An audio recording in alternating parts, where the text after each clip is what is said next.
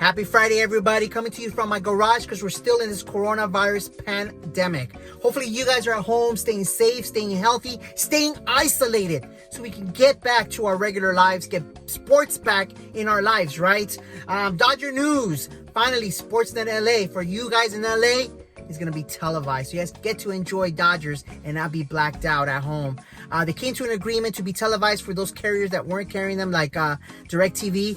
So hopefully, this is a long-term deal. I'm not sure how long it is. I mean, I didn't read into it because I still got to pay for it. But I'm sure you guys know the info already. I'm sure you guys are celebrating. I was going through my some of my social media feeds yesterday, and I ran into this feed from ESPN where they had their brackets for greatest Dodger of all time. And I was like thinking, who would be my top 4 people in Dodger history? And well, here we go. Let me show you guys who those people will be. So here's my Mount Rushmore, starting off with, of course, Jackie Robinson, who broke the color barrier, becoming the first African American to play in MLB. He played for the Brooklyn Dodgers for 10 years, making his debut on April 15th, 1947. He won the Rookie of the Year that year, won the National League MVP in 1949 along with the batting title. He was a 6-time All-Star and helped the Brooklyn Dodgers win their only World Series in 1955. They were 0-7 to that point, and then in 1956 they lost again.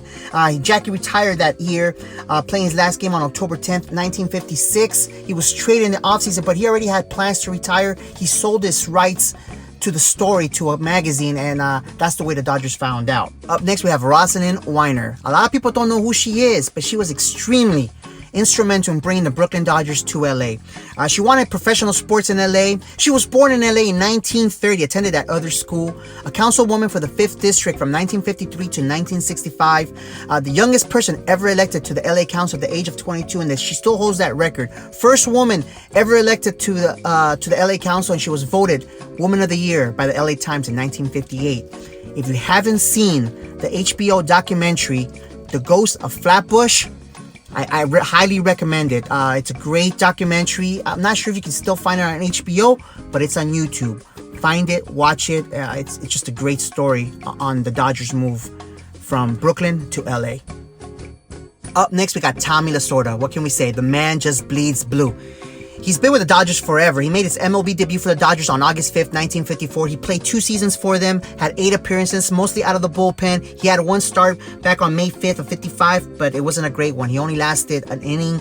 He had 3 wild pitches in that first inning, and then while covering one of those pitches, he got spiked by the opponent, got pulled out of the game, and then got demoted to AAA right afterwards. He then became a scout for the Dodgers from 61 to 65. Then a manager of the affiliate, the rookie ball team, the Pocatello Chiefs of Iowa, who then became the Ogden Dodgers.